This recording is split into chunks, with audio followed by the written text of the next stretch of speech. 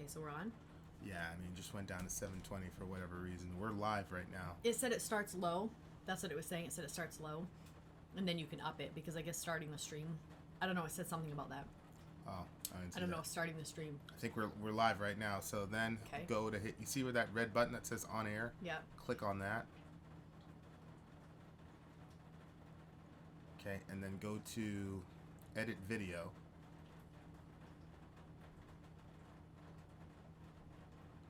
Always does that. Okay, so change it to Fireside part 6, or then the date.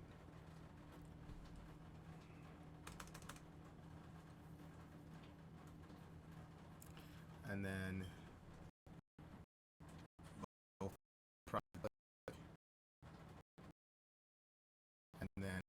hit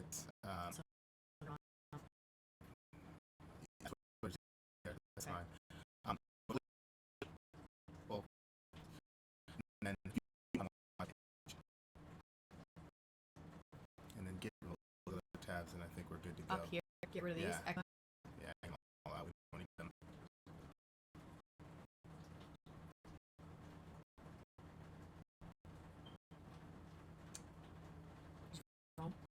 Did you shut the computer down? I think is the better one. It doesn't seem to be so I'm trying to get this all the way down. Yep. Okay. So, refresh. So it's on Make It So Right. Mm-hmm.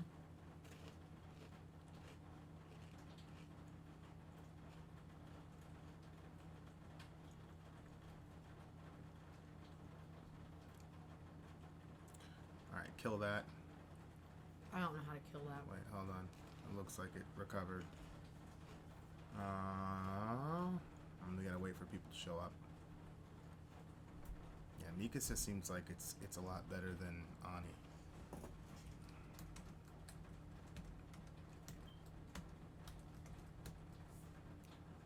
Did you make a super chat?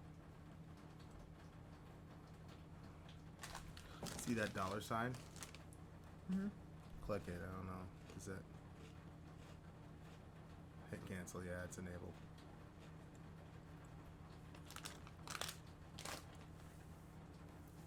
I think that's what happens. Huh? I think that's what happens when I lean in to go type.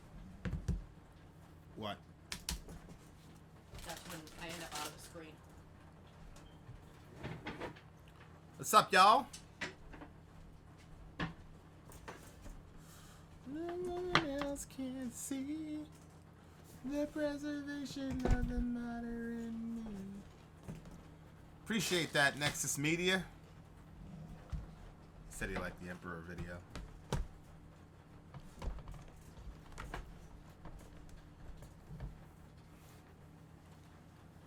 Hey guys, we're here. What's up, Josh? I didn't think you were gonna make it, buddy. Evan, how you guys doing? What's up? What's up? I didn't know Sori was a blood. Is that what they said? Mm-hmm.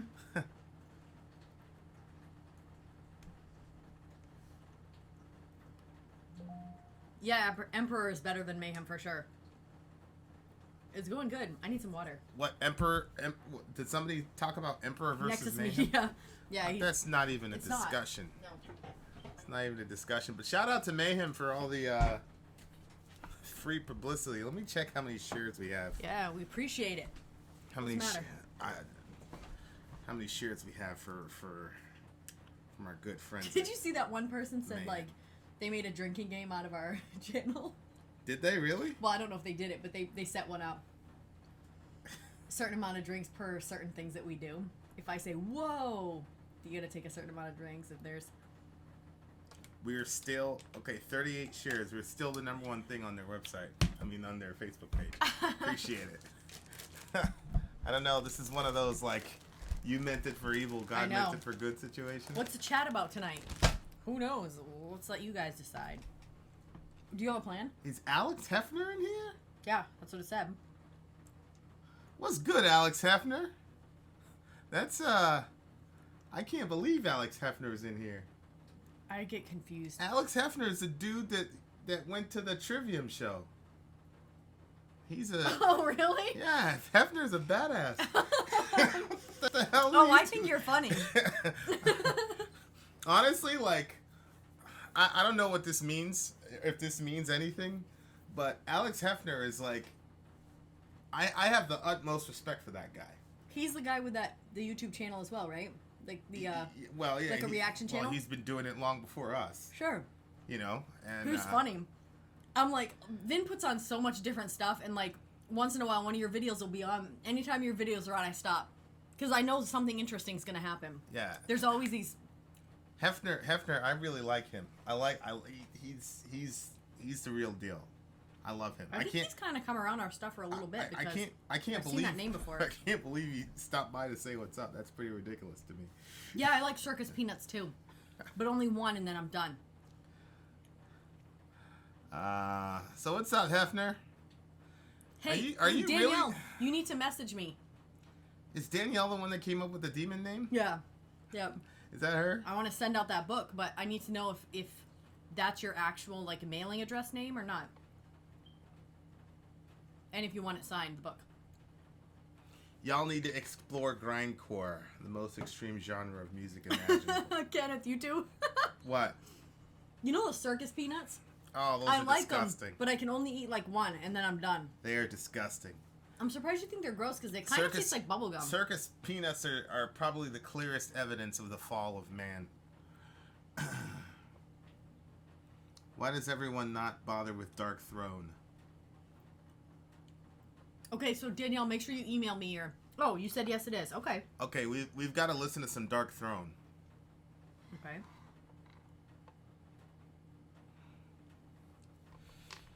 Hefner, are you in law school? Are you really in law school, Alex Hefner? He's in law school? Yeah, that's what it says on his thingy. It says like law school and Oh, wow. whatever. Maybe that's how he's going to pay for it. Hey! Tina, how do you know we won't like Dark Throne? Tina, did you bring those muffins? And how about the wood?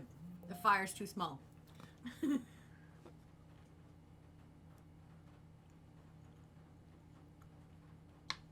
Nickelback? Whoa. Oh, he's supposed to start his third year.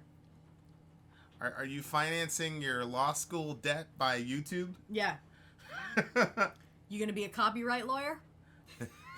Yeah, help us out, big homie.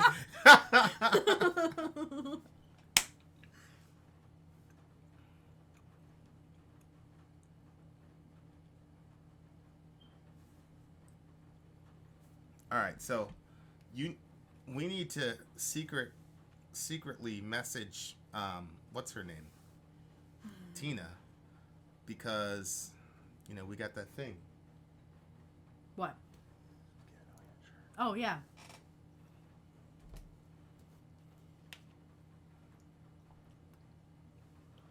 Dirk, we went live like, I don't know, 5 minutes ago, I want to say. Yeah, something like that.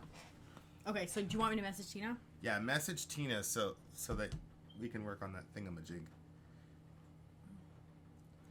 So Tina and Dirk are here. So you guys are going to be... We need to hammer out a schedule for that discussion, Tina, Dirk. We out here! Dirk is like the... Dirk is like my right hand in the comments. Yeah. Like a couple of brothers working yeah, together. he explains things in a way that I don't come off looking like a defensive jerk. I'll say, yeah, what Dirk said. Dirk's like the big homie, and then you like kind of hide behind him and punch him.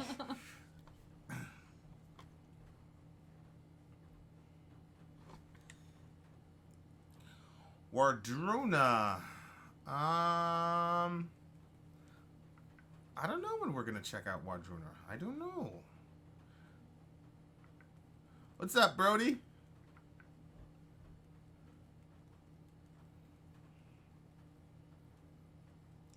Have you guys listened to the Yes? Not yet. trying to get a Sori shirt. Alex is. Really? You'd rather do... Yeah, it's at vinandsori.com. Yeah. What do you mean? You have to... He said he... Well, Vin and Sori isn't up. Can't we just tell him to do the PayPal thing? Oh, yeah, you can... do that. You know what? No. Hey, Hef, do me a favor, bro. Email us, vinandsori@gmail.com. You know that soccer thing where people, like, wear each other's shirts? Oh, yeah. They exchange shirts out of respect. Oh, okay. We can do that. So, just email us, big homie. We'll do one of those things. You send us a shirt, we'll send you a shirt, inshallah. For free. So, look at that. He said he's hoping to do... That's the dream, to not have to use my law degree. If I could make videos all day, I definitely would. Wow, that's crazy. Yeah, I mean, I for sure he should. He's doing some really good stuff. Yeah. He got some pretty legit access with Trivium. Makes you wanna that's right. He had all like the regular people by the gate. And him and his girl were there. Yeah, Trivium. Right. We're terrible, Alex, because like we. He said he's down for the swap. We did a Trivium interview and we haven't even posted it yet. Are we doing 2 for 2? We sending one to you and your girl, or just? Yeah, we posted the OTEP interview before. We did the Trivium interview. I can't find the Trivium interview. Don't tell the people that. Technical difficulties. God almighty. Despel Omega.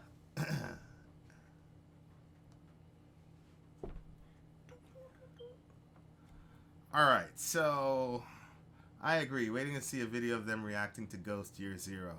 Ghost Year Zero? Oh, that'd be a good one. Would it? I don't know.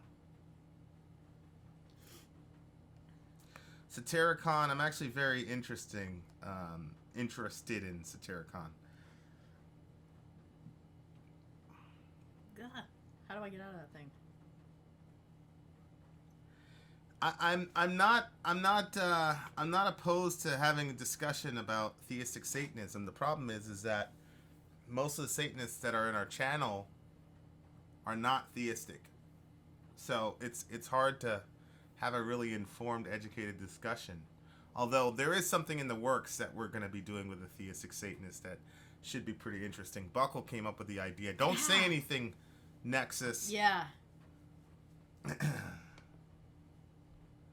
Have you watched any of the walk away movement videos? I haven't. What is the walk away movement?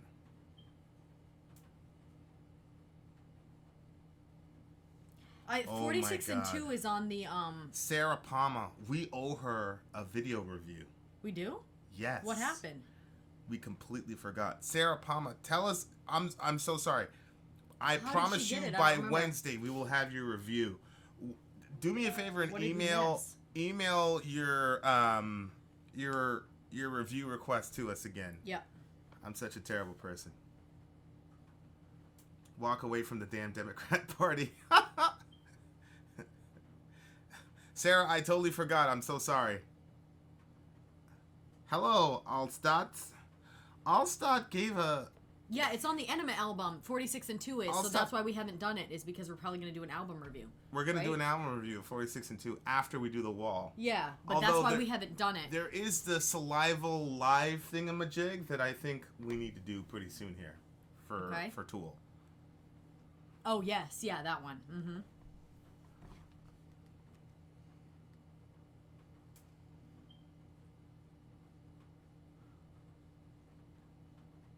When are you going to do some more August Burns Red?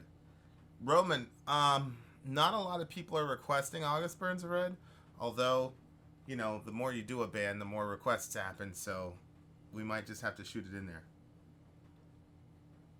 Whoa, yeah, we are planning on watching the movie. We were voting. Yeah.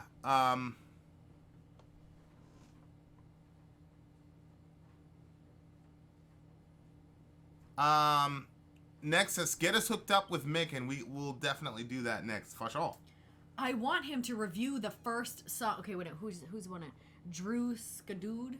I don't know. Anyway, I want him to review the song, the first secular song that I heard. I'm sure it's not going to be up you guys' alley, but it will still be interesting. But I don't know, when is that going to happen, Vin? What? When are you going to review the first song I ever heard that wasn't a Christian song? I don't know. We should probably grind it out and put it on Patreon and then release it later on. Yep, I agree. Eddie, that's the thing. We're planning on watching The Wall together, but it's going to be only for like our patrons, and then it will be released to everybody after. Wait, The Wall? Yeah, wasn't that the deal? For a whole album review with just patrons? No. They said we should watch the movie together, and I thought that was the plan. I thought you said we were going to watch that with our patrons. Nah, I think if we're doing an album review, we gotta. No, not the album review. The movie review. Yeah, but the movie and the album go together.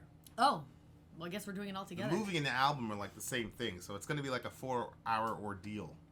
You're better off to ask Vin if you want something because it's more likely going to happen. I'm trying to go full time quicker than he is, I guess. No, I know. I want to go full time. I just. Yeah.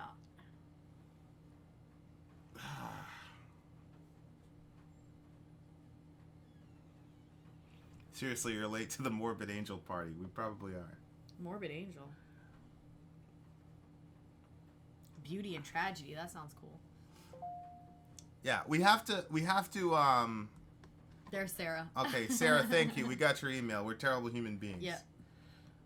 Well, he is, because I never realized that was supposed to be happening. Right.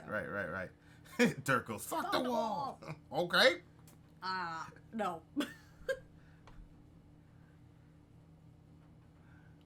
More Ghost. Oh my gosh. No, Altstad, it's not that we don't like Tool. Sori's a giant Tool fan. It's just that we're planning on doing an album review, and because usually if we're gonna do an album like Pink Floyd, yeah, we gotta chill on it so we can. We don't do it because we're gonna do like a whole 4-hour day with Pink Floyd. Yeah, you're gonna get like 13 songs. We didn't do it because we didn't want to oversaturate our thingamajig. And on our car. Jason, we don't want to do that because we want people to watch them to figure out the ratings. What do you mean? We should compile all of our reviews into a spreadsheet with ratings. What is the Village? But you are more than welcome to create that spreadsheet for us. We would be very interested in seeing it. What is the Village? Is that just what you call your Patreon supporters? No, the Village is it's really the Facebook community, and anybody can join the Village. You don't have to give any dollars at all. It's a Facebook community. We post there. We talk to each other. Connections get made. It's just it's a way for us to hook up with each other and connect, and then do all that good jazz. So you gotta show Joe Martinez some love and review The Truth by Nonpoint. I know.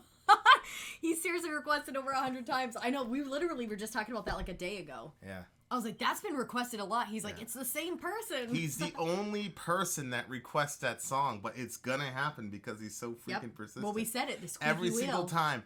Nonpoint, the truth, bruh. Help me out. Yeah, bruh. Yeah. Every single time. My brother met Nonpoint. Oh, really?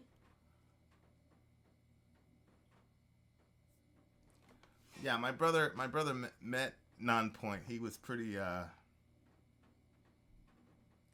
We have a lot of fun with the channel. Ooh. Oh my goodness, Matthew Scherzer. Oh no, he's asking for a song. Duh. We're not selling song requests. Keep your money. I don't want to. Let me keep your money. Well, because I don't want people thinking that they can put their money to get song requests, because you're still having a moral dilemma with that. I am still having a moral dilemma. Right, so I want people to know, don't put their money out because we're. So I need to spam you with a song request. More or less.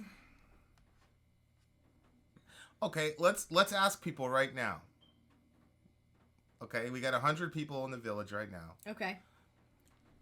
What do you got? First of all, I have a problem with monetizing song requests, meaning, hey, you pay whatever amount of money. Let's $75. You pay $75 and you get your song request bumped up right to the top. You get to skip everybody in line and get your song request reviewed tomorrow. I have a moral dilemma with that. Do you? Sorry, you don't. Got another person giving us money. Thank you, Kristen Doyle. Do you have a moral dilemma? You don't have a moral dilemma. I don't, because if I was doing this channel as a charity thing, then I would feel a little weird about it. But we're trying to make a business off of this. We're trying to go full time off it. So I don't have a problem doing that because, in my opinion, the way that a YouTube channel is, you click on there and you just watch what there is. If you like if you like the personalities of the people that are putting out their stuff, then you're gonna watch, most of the stuff that they put out. Maybe skip some of it or whatever. And I'm just thinking that if I go to the store and I want to get a Snickers, I can go to the store and buy a Snickers. So if somebody wants to put their money out there to get their song reviewed, I don't see how that's a problem or anything. I don't see how that's morally wrong. And if we were saying if you're broke, you can't watch our channel, well, that's different. You can still watch every single song that comes out. You know what I'm saying? So I don't have. Thank you. You need to say the people's names because I don't even know how to say them. Every time I say them, they sound like dumb names, and I'm sure that they don't sound dumb when you say them. Go ahead, say that one. Have we reviewed any Trivium? Yes, Pretty Eyes, we have. Was that Sans Crew? Thank you very much, Sans Crew. We love and appreciate you. Anyway, so I don't. I mean, I would do it, but you're Christians. Do what? Anyway, so I don't have a problem with it. But that feature isn't available here. Khalid, stop it. Khalid, if you really, really, really asked for a song, we would do it within the week. No, wait, no kidding. And your wife thought we were in New York. She did? Yes. Where is she right now? In New York. Right now? I guess. She wanted to meet up for coffee. Oh my gosh. I felt like such a terrible person. You should have drove down there and got some coffee with her. Drove to New York? It's only 5 hours. I'd have done it. You would have? Well, she's probably still there. Do it. Do it tomorrow. I'm not driving in that crazy city, in that big SUV. You're out of your mind. I wouldn't even make it back home. Stained mud shovel. Okay, so what does everybody think? Pay to play is a mess waiting to happen, says Chris Bacon. I agree. Okay, Dirk says, I love this channel and hope you guys don't get too big to chill with the people, but I want y'all to make money. Okay, wait. We're always going to chill with the people. Yeah, we're going to chill. That's never going to change. Ever! Okay, wait. Somebody said that Alex Hefner had a badass idea. What is this badass idea? You could do what I do, accept donations and put them on a list. Explain that the donations don't guarantee a reaction, but you could pick from the list once a week or something like that. That's a pretty good idea. I don't have a problem with it. You're the one that... Listen to Alex. Daryl says $10 a request. People are saying, yeah, you gotta make money somehow. Dan is another person that we owe her a song to. Sarah said, I personally became a patron because Toygars...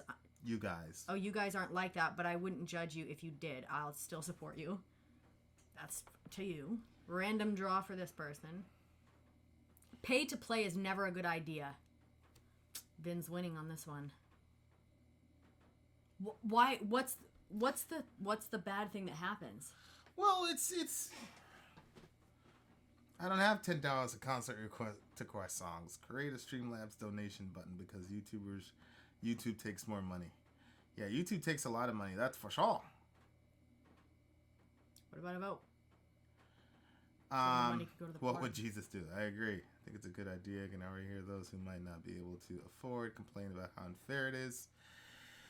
I think you're time that sympathetic to be person. Practical.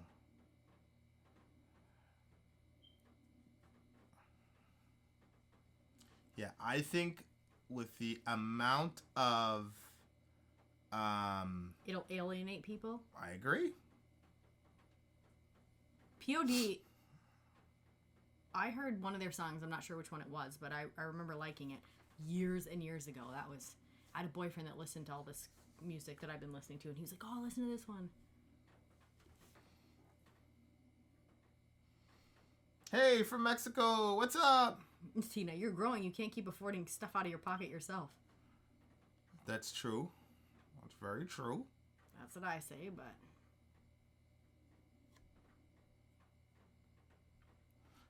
but... What? My right ear feels very neglected. Oh, you know what? It's on 2-track. Maybe if we put it on mono. Is that better? Does that fix your right ear? Wait for you to reach and then we'll know. Sweden! What's up, Sweden? I will sell you my soul for Ghost Year Zero. If you Really? sold us your soul, we would give it to Jesus. Better, see? Oh, good. All of a sudden, both channels. Boom. There you go. So Why we not always try to have get sponsorships like podcasts do? They get sponsorships? Yeah.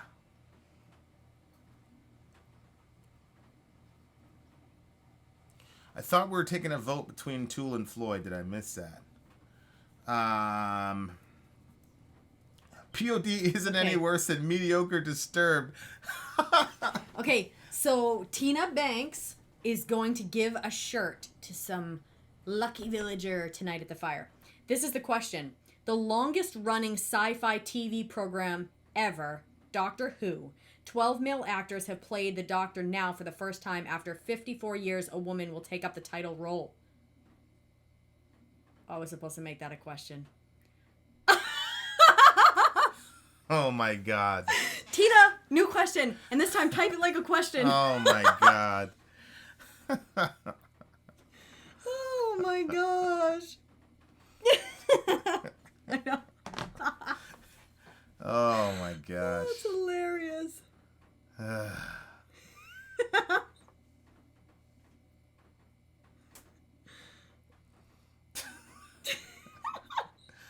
You are terrible. What a disaster. I'm like, it sounds like she's giving away the answer. Yeah. Hey, Mosh. Moshmaster, that one I can read. I knew when you started, you fucked us.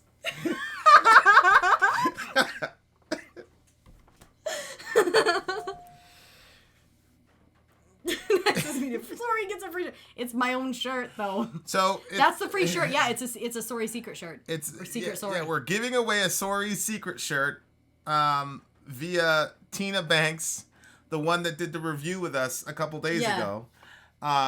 So any day now, Tina's gonna have to come up with a new trivia question to give to a villager. Okay. So here we are. So you get certain benefits when you attend a fireside chat. Yeah. Mm-hmm. Mm-hmm. Yep. I'm gonna hold up the shirt right now.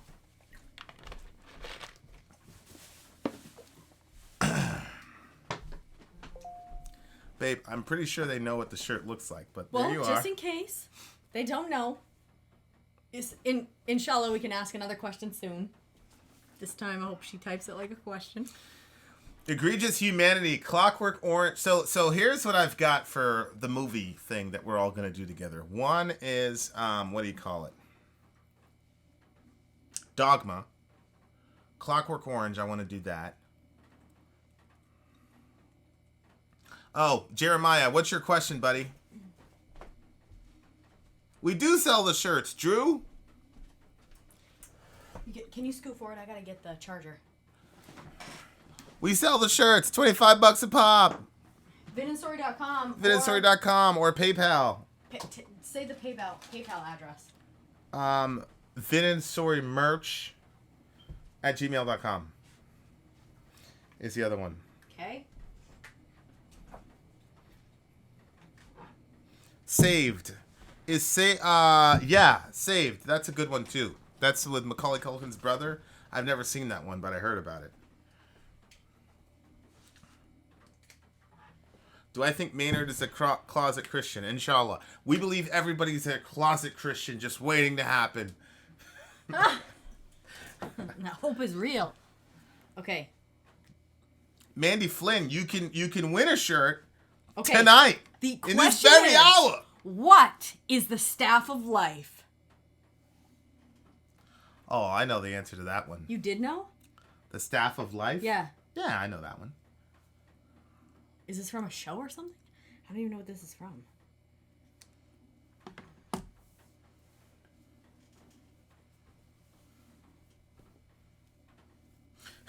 Feed your capitalistic side and I'll take claim money for atheist. requests. Matthew.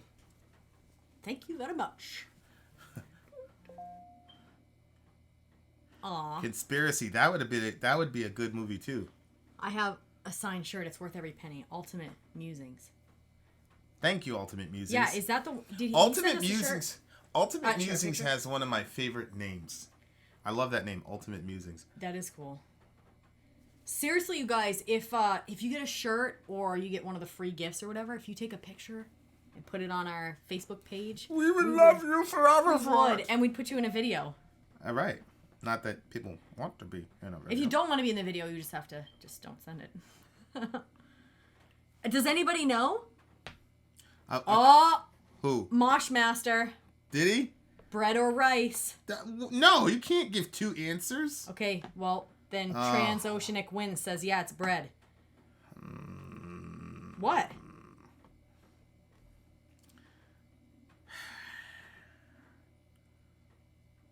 You got to make a decision. Actually, did we find winners for all three of our shirts?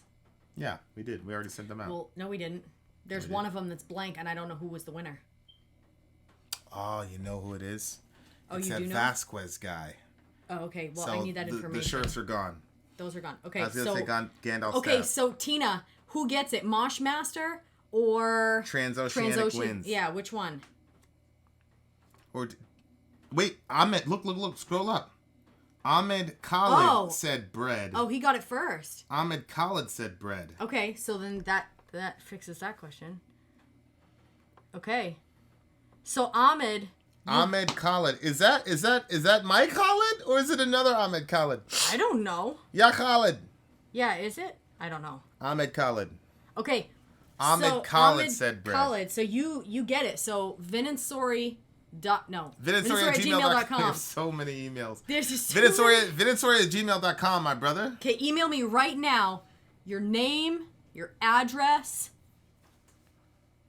Give us all your digits, sir. Oh, and I need to know what size shirt you need. Right, and do you want it signed? Do you want it signed? Tina, thank you so... See, Tina saw it too. Ahmed is the winner. Tina, thank you so much for being so generous. Yeah. Unbelievable. This is why I always say that our and like people do so many good things to each other that and they never want credit for it and all that. It's unbelievable. It's a very touching thing to be part of it. Look at everybody. Way to go. Yes, Moshmaster. We need your social security number. Yes. Okay.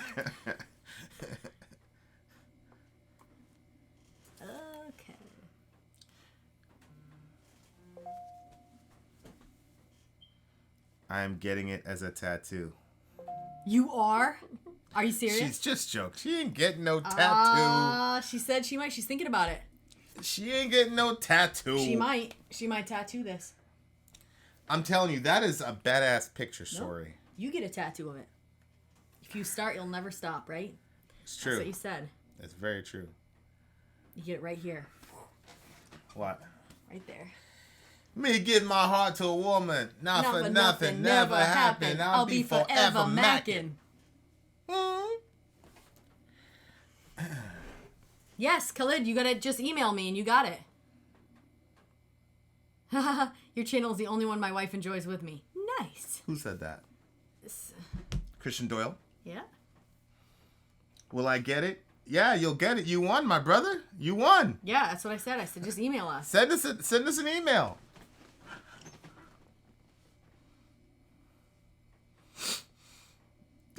Could you react to 6 a.m.? We will react to 6 a.m.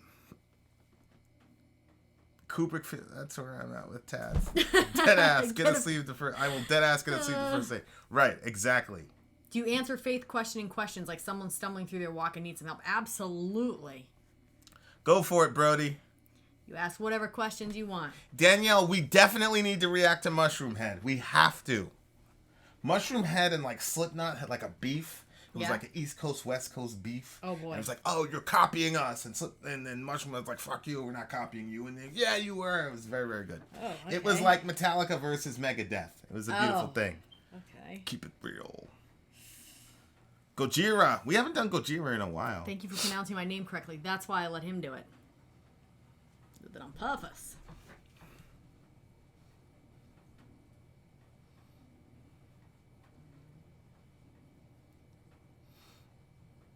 Is there any Amorphous in the near future? I wanted to say that I haven't had a lot of requests for Amorphous, but that name sounds extremely familiar to me, and I'm not familiar with that band, which means there must have been requests. So, yes. somebody, you know how you did the shirt contest? Yeah. And the person has to write what, like... Yes. What, this person, like, it's like a poem. I know. That's cool. I know. He's in the lead. Hey, Megan. How's it going? I'm just waiting for our shirt winner to, like, message me. You have to message me if you want your shirt.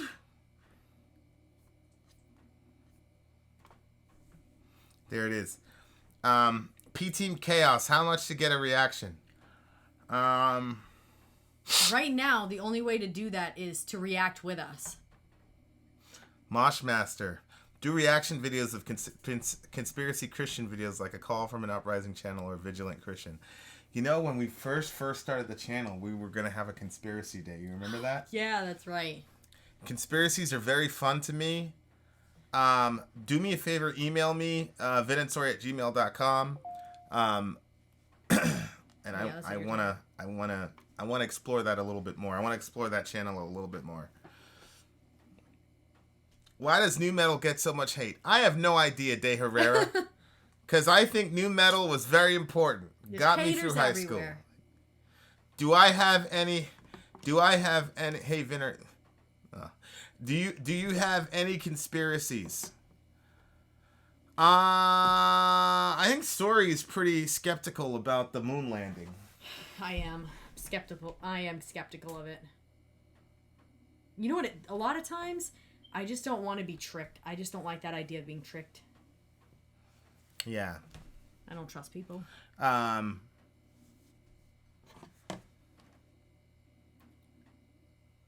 what was that? The Batushka. guy's name that got the shirt. He hasn't emailed me yet. His name is Ahmed Khaled. You have to email us, vinandsori@gmail.com. Do we believe in aliens? I'm waiting. Do I believe in aliens? I believe... Well, define aliens. Yeah, I'm going to do the Jordan Peterson. It says, well, define that. Yeah, define that for us. Ahmed sent the email already. vinandsori@gmail.com. Did you? Yeah, Ahmed. I don't see it. Am I not in the right one? I don't see it, bruh. He sent it to the wrong account. vinandsori@gmail.com. Did he Send send it again. to the... VINANDSORI@gmail.com. Try it again. What happened? I just deleted something. Oh, my Lord. How do I fix that? I don't know, went to babe. scroll down. Ooh, we have a new... Hey, Tyler Harkins, are you in the house? I don't know if you should just go blasting people's last names. I know, that's true. That's terrible. What the hell is wrong with you? You just think the There's whole world Dirk. is nice. There's Dirk. Coming Thanks, through in the Dirk. clutch. Yes. How do you spell Gmail? Political thoughts. Well, I don't have a problem talking about my political thoughts. I think Dirk, you and I disagree. No, it was another guy.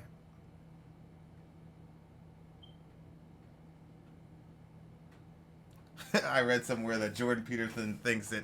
Well, I've disagreed with Jordan Peterson on a few things, and in that one, he's wrong. There's a billionaire that will give seats to people who feel the moon landing is fake on a trip to the moon and back. Do you believe that God works for people that aren't necessarily Christian or people that have big flaws? Razorback, I think God has no choice but to do that. That's all. People with big flaws are the only people he has to work with. So, yes. He's using us. Yes, I do. Moon landing conspiracy. Yeah, man, I'm kind of on the fence. I think you're like a hard no, right? You're a hard no on the moon landing? I am a hard what? No, like you don't think the moon landing happened? I don't think it happened. There is some interesting shit, you know, like they're missing the what do you call it? You know? Yeah. There's a lot of things that are missing. And when you watch that interview when they got back, I would not go to the moon if I was offered a trip to the moon. No, never. I'm claustrophobic, to be honest with you. So, that wouldn't be happening. Oh, there we go. Trapped Micro. inside that. Yeah, I've got it. Yes. I just need that breakdown of the address, because when I send like to other places other than in the U.S., it gets sent back to me because I don't break it up properly. So I'm going to give you a breakdown. I need you to break your address down to me this intensely. Does Sori need more sand? Don't get it. What does that mean? Oh, no. Mic lag? They're saying there's a mic lag. Well, there's a mic lag. There's nothing we can do about it. Start praying it works good. What about now, guys? What about now?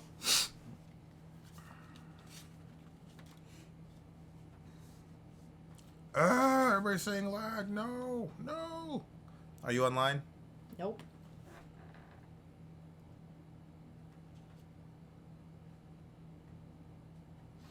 Okay, type 22 if it's lagging. Okay, so they're saying it's fine.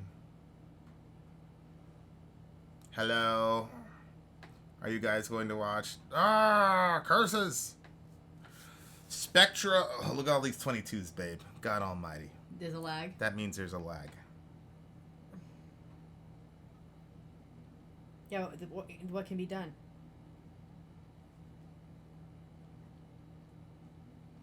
Kubrick confessed to producing the moon landing on his deathbed. He confessed to what? Faking it? Yeah. Just talk slow. How are you? Okay. I think we've got the idea that there's a slight lag. Inshallah, it fixes itself soon.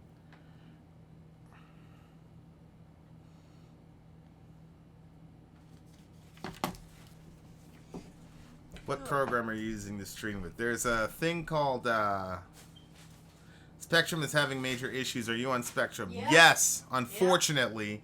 Spectrum is a freaking disaster. I hate them. Alex Hefner. Where'd y'all meet? Alex Hefner, as you could imagine, my brother, we met at a Bible study. Jeez. That she was actually going to kick me out. I was leading the whole thing. This guy showed up with his open-minded thinking. Freaked me out. I thought he was going to send everybody to hell. So I almost kicked him out. But then he was saying some stuff that kind of made sense. And I'm like, you know what, maybe this guy, maybe I could ask him some questions that I haven't been able to ask anybody else because everybody else is too afraid of questions. We're signing your shirt, my man. Woo. Oh, is that for Hefner or is that for no, Ahmed? I don't even know if Hefner wants it signed. What's up, Osiris? Inshallah means if God wills, God willing, in Arabic. Have you thought about doing Earth, Wind, and Fire? You didn't know that I knew about your little picture thingy is, huh? Huh? Mm-hmm. Vin, are you reformed or not reformed? I actually answered that question, Jason, in one of our videos, in the Lincoln Park video. So I'll leave it up to that. Isn't that Islamic? Well, yes and no. I mean, look, the term Allah has been used by Arabic Christians for hundreds of years before even the coming of Muhammad, sallallahu alaihi wasallam. So, so no, it's not necessarily Islamic to say inshallah. As a matter of fact, the Bible says, and this is something that Christians can learn from Muslims. You're already good. I already said it. That you're not supposed to say we're gonna do this and that tomorrow without saying if God wills, because you have to recognize your dependence on God for everything. So we live around Muslims in this area, and I really, really appreciate the way they bring God into everything. Some people can say, well, it's too casual, you're just throwing it around, but at the same time, for me, every time I say it, it really does keep me focused on the fact that I'm dependent on God for everything. And, that's my belief system, so there you have it. So, good question, though. You sign.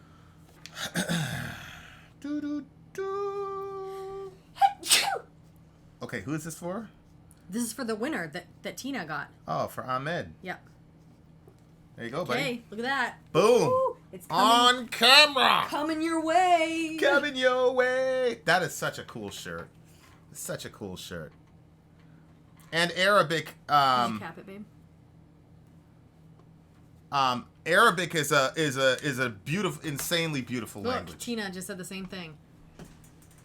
Thank you so much, Marinas Vantine. Do I think the NBA is rigged? No. I do not think the NBA is rigged. Sallallahu alaihi wasallam is... It means the peace and blessings of God be upon him. It's a sign of respect when you talk about Muhammad for Muslims. Don't Muslims hate Christians? No, we live by Muslims, and they're like the best neighbors. Oh my gosh. They're the best neighbors of all time. That's why I love them so much. They're so nice. And I'll die for them. I know, and he's so like genuine looking. He says hello, and he tries to. The little guy from next door. He's so oh my cute. gosh. Then Ramadan is handing out all the is? sweets to the kids. He was. I love your him. neighbor before I moved in here. He was really nice too. I thought he was a very nice person, but even this one even seems nicer than him. I know. And he smiles all. I love him.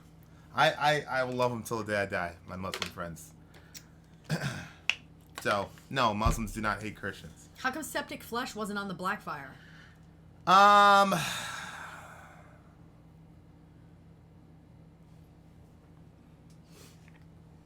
How comes that wasn't on the Blackfire? I don't know. It probably should have been. That's how ignorant we are of this genre. We don't know anything. I just do whatever Vince says. It's his fault. What's up with the website? You could ask the big homie Nexus Media because he's in here right now. We need help. Tina, who wants to see me do it? Tina wants to know who wants to see her do another review with us. I'm back. What about National Socialist black metal? You mean Nazi black metal? Is that what you're talking about? JH? Nazi black metal? Somebody sent me a... See, there are bands... So, like, there's one particular band that says, we want to help people kill themselves. We're probably never, ever going to review that band. Ever. No. But understanding the mentality, the fact that we still have people... I'm sorry.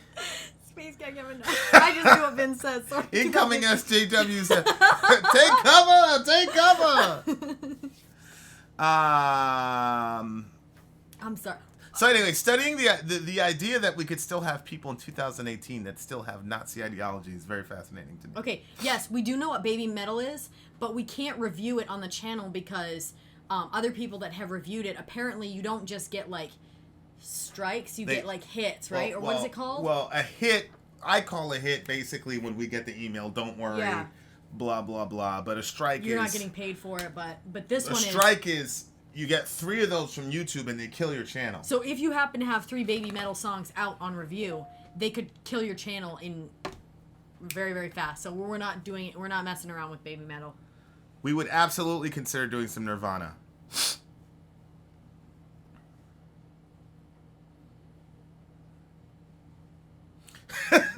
Thank God, that shit is terrible, baby metal. Do you listen to Corin's new stuff? I do, actually. Yes, we do need to do some Christian unblack metal, whatever you call it, for sure. Hard strike, that's what it is. It's called a hard strike, yeah. Kevin, will you upload Duality to Facebook? I think we can. I mean, it's up now, Kevin. We just took the official video off. Yeah. What about NSYNC? No, if you get 3 strikes, you can't even... Your channel is done. It's like gone. Yeah, but maybe if you get 1 strike, you can't even live stream. Yeah, I don't know. Mudvayne is coming this week, De Herrera.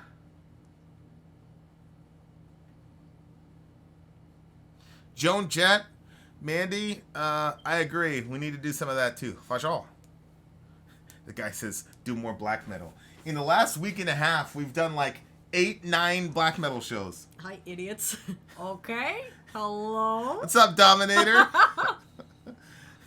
Okay, so Dominator just wants to get people riled up. What's up, big homie? Do you have something to say, Dominator? Okay, you have our attention. Do you have anything you'd like to say? Sorry, Vin, you are one lucky bastard. D's, my parents were married. Get it? What? You called me a lucky bastard? Oh. When I said my parents were married, I made it funny. Bird some Lost Wisdom. Yes, we're going to do some Bird some Lost Wisdom for sure. Bat metal? Is that really a thing? Death Blooms by Mudvayne. Yes. Bat metal? Yes, it's true.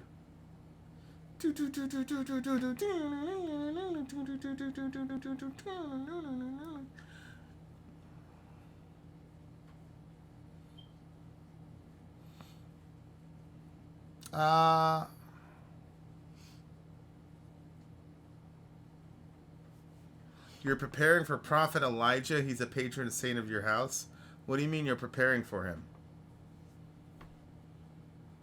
Yes, Manuel, we're gonna do more Tool reactions. We're actually gonna do an entire album review. The Enema album, I believe. Tim from As I Lay Dying. Yeah, we're working behind the scenes to actually get in contact with him. Obviously, he's kind of picky on talking right now, but that would be great. I love the channel. 90% of the songs you do are crap. You need to do better music. Ronald Reagan. Thank you, Ronald Reagan. Zeal and Ardor. There's so many bands that we need to listen to this week. Zeal and Ardor, everybody's talking about them. And to be honest with you, I love their name. If I love the name of a band, like Bring Me the Horizon. Oh.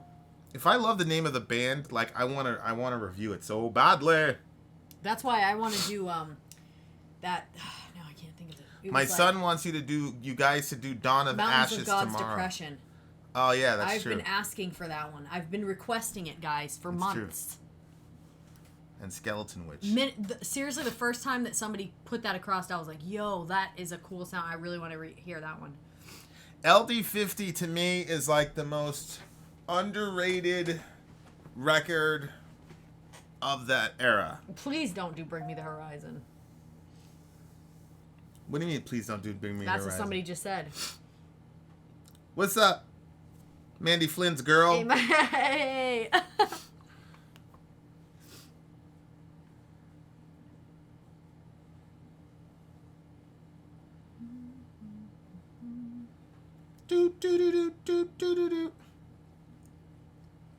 Who's your favorite vocalist of all the bands you've reacted to? Vocalist. I said that I said Danny Filth was the best writer by far. I think Maynard is the best vocalist all around. I think he's got. We're going by sound, right? Sound. I really for the female ones, who. This is weird, but which band is it that did Whore? I always look it up by that. Oh, Maria Brink from In This Moment. Yeah, In This Moment. Yeah. Yeah. That I love the way that she goes at it, and for yeah, but male, vocally, I just love it. I like that desperate. I know. So her one song trumps all those Maynard songs that we've listened to. I said for female. I'm not sure if you know it, but I think they said overall. They said overall. Yes, favorite. but I was breaking it down to do male and female. You just wanted to put that in there because you're so attached to that song. I am very attached to that. And then for male, gosh, I really liked that Disturbed singer and Devin Townsend. Those are I really liked those two. I saw Disturbed live. He can really sing that way live. And I like Maynard too. But Maynard's music, it's all around, like it all like fits in well together, overlapping and stuff. So it's more than just his vocals. M Shadow, stop it. Stop it. You don't mean that. What did he say? You Christians rule. That's right. Yeah. That's all. Ooh, ah. See, Sori doesn't get that one because she doesn't understand. Yeah. I was like, what? Okay.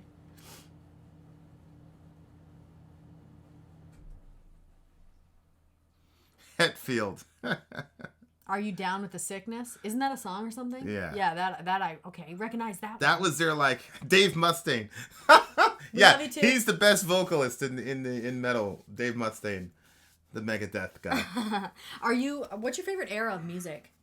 See, I can answer that question. New metal, by far. I love the new metal era. Thank you so much, STP77. That's right.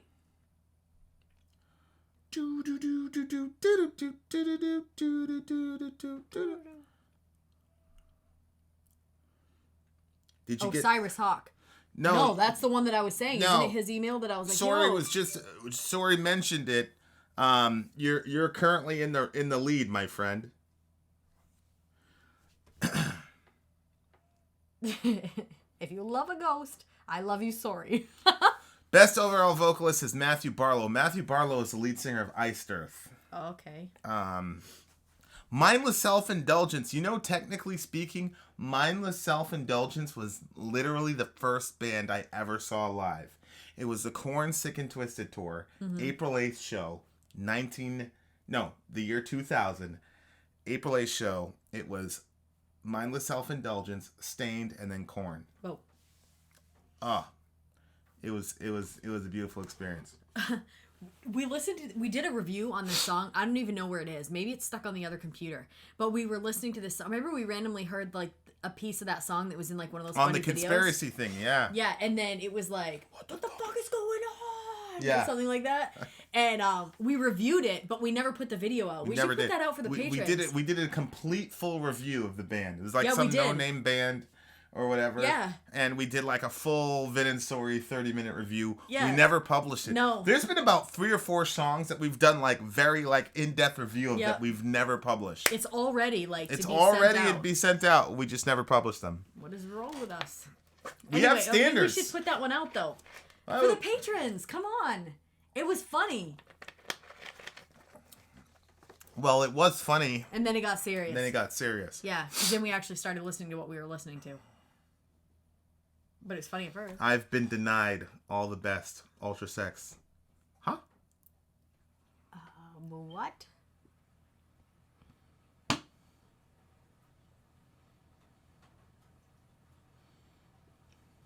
You did ghost songs that you did not put out? Yes, we've done a ghost song that we haven't put out. What?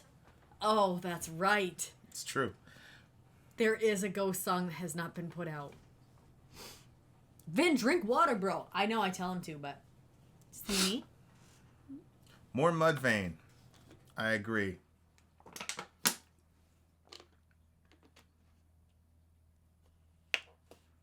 You think music has gone down in the last 15 years? Rap has, for sure. I've just started listening, so. Rap has gone down in the last 15 years, for sure. Oh my gosh, yes. I can throw it with you on that one, because just the stuff that you've showed me. Cold like Minnesota. Cold like Minnesota. Yeah, that's terrible. Mudvayne is teenager stuff, but it's good. Mudvayne is not teenager stuff. What are you talking about?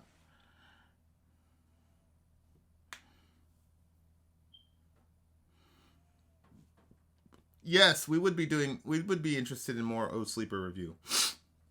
I asked a question earlier on Messenger about the Gospel of St. Thomas. Tina, if you're willing to ask it again here, that would be cool. Oh, read it. Tupac was the best. He was asleep when you messaged it. Tupac was the best ever. I don't know about that. Nah, I'm a Biggie guy. Lyrically? You think lyrically Tupac was better than Big? Nah.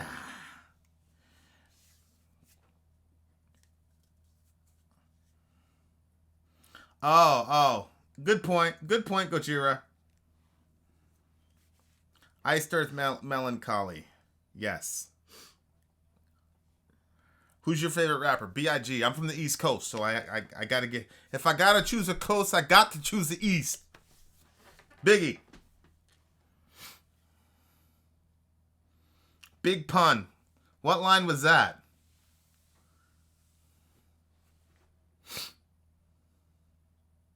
Crazy Bone.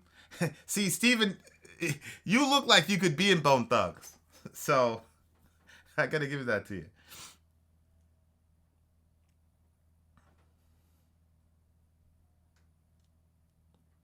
Okay. Hey, I got a question for Vin. Something has kind of been going over in my mind about when in the review we talked about the Gospel of St. Thomas. Can I ask, it may not be accepted as biblical canon, but that still doesn't make it a gospel nonetheless? Kind of makes me wonder, to be a fly on the wall in the Council of Nicaea. Kind of makes me wonder how many other gospels are there, and I wonder if perhaps they contain important lessons that have been withheld in what is now the Bible. She was the one that made the Nicaea reference? Yes. Yep. Okay. So I'll start with that first. The Council of Nicaea had literally zero to do with the canon. Period. Council of Nicaea was about the nature of Christ. The whole homoousios argument, right? So it was about did the Son share the same essence of the Father? That was the Council of Nicaea, and hence you had the Nicene Creed where they said, very God of very God, true light of true light, and that was to confirm, okay, we believe that Jesus, the second person of the Trinity, shares the same essence of the Father, the first person of the Trinity, because that was the controversy. So the Council of Nicaea had nothing to do with which books made it into the Bible and which books didn't. So that's number one. Number two, there really look. If you look at the canonical history of the Christian literature, the church didn't centralize until the 4th century when you had Constantine and the Council of Nicaea, for sure. But you had 300 years of history prior to that, right? And so this is a very interesting thing about Christianity. There was no centralized mechanism by which the church could say, okay, these are in and these are not, and we're going to keep this from the common people and leave this with that's not how the church operated, because you got to understand the first 300 years of the church, we were suffering tremendous persecution. And so when you're getting slaughtered all over the place, the last thing you're going to do is create little societies that will determine which books make it and which books don't. All you're trying to do is survive. So that person might say, then how come these books were rejected? Well, what's interesting is up to the 3rd and 4th century, pretty much 85%, there's debate about the book of Revelation. Even now in some sides of the church, like some sides of the church don't take the book of Revelation as canonical. And then really? And then you had I some didn't realize that. apocalyptic literature like Tobit for Yeah. sorry. No, it's not apocalyptic literature. No, you're saying so like the Catholic, the Apocrypha. Apocryphal literature. Good. Yeah. So what's interesting is the church already had issues with Gnosticism right in the 1st century. So like if you look at First John is writing against Gnostics. So what you see in Thomas and Judith and other quote unquote Gnostic gospels is the church by itself, without any centralizing force, already distanced themselves from Gnosticism. Because like in our previous conversation, Gnosticism denied that Jesus came in the flesh because they were Docetists, and the Docetics didn't believe that Jesus would show up as a flesh and blood human being because they felt that matter was evil, which was created by the demiurge Yahweh, blah, blah, blah, right?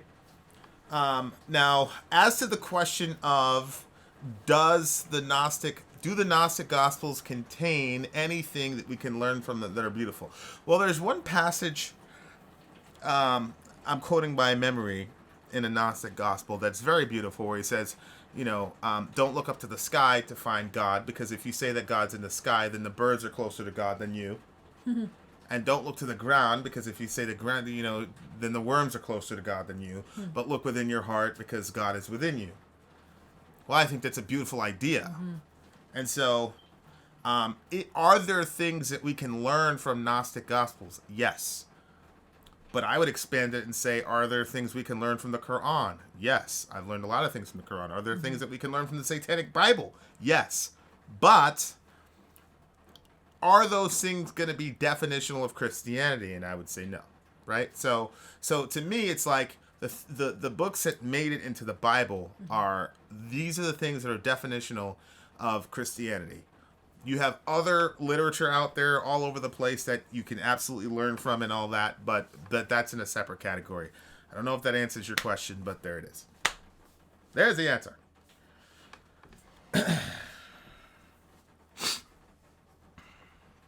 Sorry, Tool. Dude, they're Christians. They're Christians. And secondly, somebody asked us a question. I don't know if you've noticed, Tool, but pretty much every reaction that we've done has some sort of reference to God or Jordan Peterson in it. So I'm not really sorry about that. I have a mate who's a Christian socialist. I'm probably a Christian socialist. Sori is not. Thank you, Osiris Hawk. The books of the King James were translated and completed in 1611. Yeah, Ron. Very good. Alec, I am so tired of YouTube not telling me when we all go live, even when I have the bell checked. A late hello to you guys. Alec, you owe us a video review, my friend. Oh. That would be fun. Hashtag sorry, not sorry. Absolutely. Thoughts on Inanna being called the god of heaven? Does this suggest that God was a woman? There are in the ancient Near East a lot that this is actually one of the things that makes Hebrew religion distinct, actually, in the A&E, because there was a distinct feminine presence in divine councils or pantheons or whatnot, and the Israelites were specifically not that way. But I will throw this in there. There were attempts from Israelites to include feminine divine characters into their worship of God. So Ashtaroth, for example. Yep. And then I was talking to an atheist a couple of years ago, pretty big atheist, and he was like, we have excavations of Ashtaroth in a marriage ceremony with Yahweh. And like he thought that disproved the entire Bible and was going to cause some sort of crisis. And I said, the major prophets constantly talked about Ashtaroth and the Queen of Heaven and things like that. That there was this attempt at syncretism to synchronize these things. So, yeah, I think that's part of the ancient Near East. I do think it's extremely curious that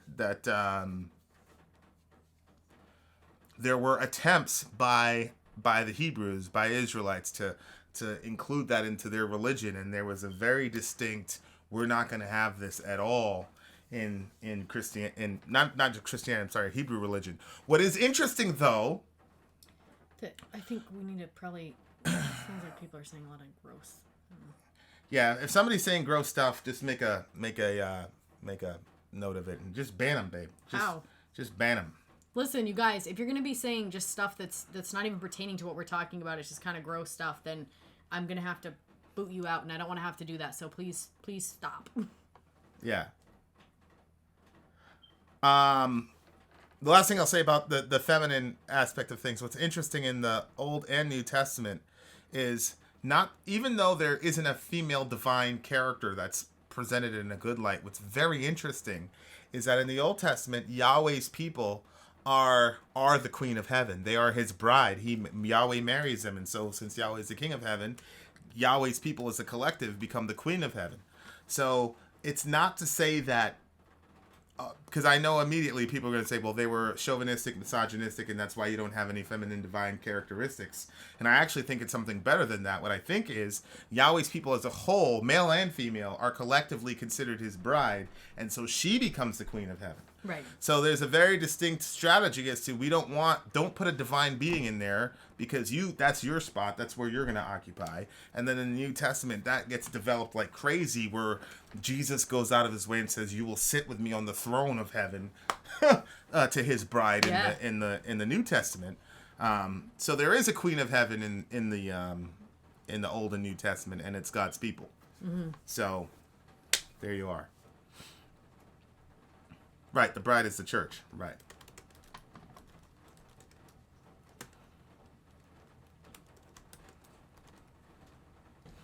Bob Vitinium. We're getting pretty big. Hard to ask a question.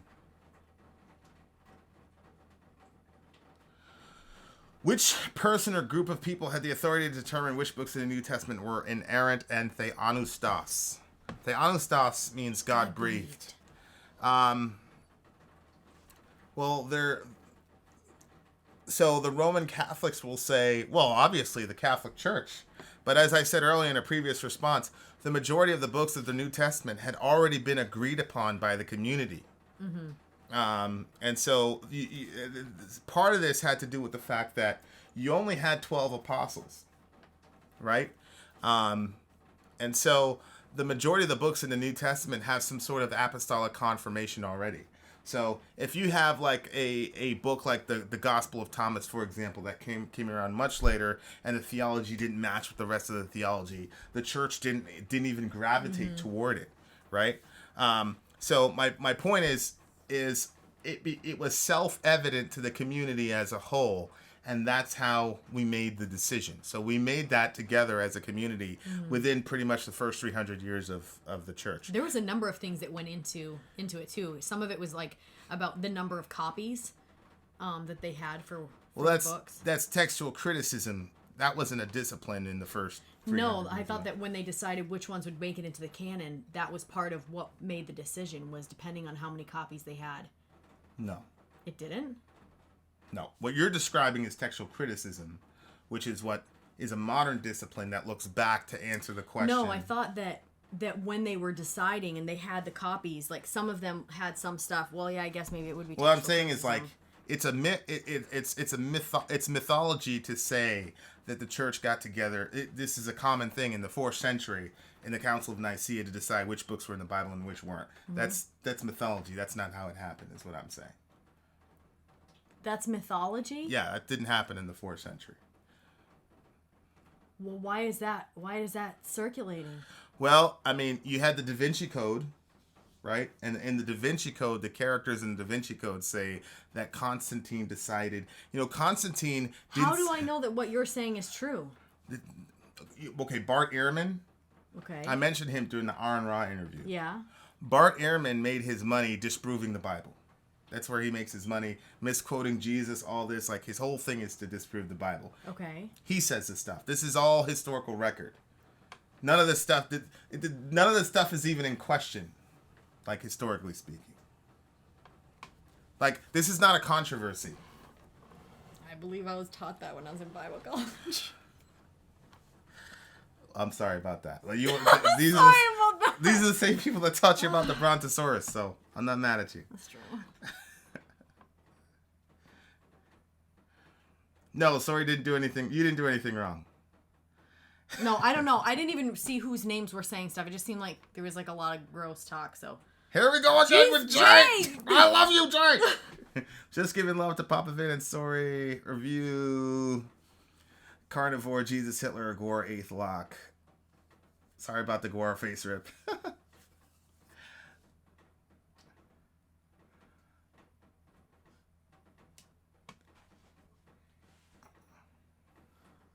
Are you against anyone who's not religious in any way? I'm not trying to make it since you're. I just want to know your opinion. No. Against? No.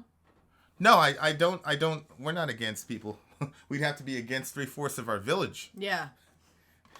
That wouldn't work out. Somebody said to let Sparky say something, so here he comes. Hi, guys. This is corny. I'm not doing that. I was just going to let him do this, like the movie. What's up, Classic Gaming? How you doing, big homie?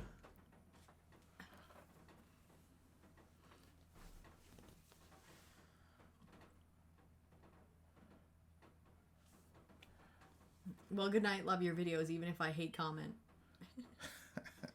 I love the hateful comment. What was it? It wasn't hateful. Dirk was like, I didn't like your song. It sucked. He had like 5 reasons for why he didn't like the song. I love that stuff, man. Do we play video games? We do. We play... Right Damn now it, we're playing... Deez, you distracted Vin from my question, LOL. What question? Oh, yeah. Gojira had a question. Okay, well... Go up again. My throat is so sore right now. It's true. Yeah, see? Well, this is really far. We'll Gojira, ask it again. Yeah.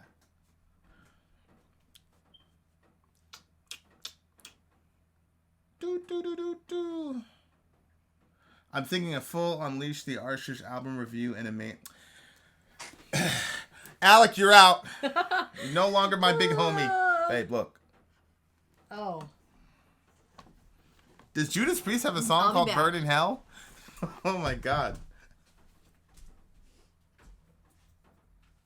Any thoughts on Maxine Waters supporters burning an American flag outside of her home office?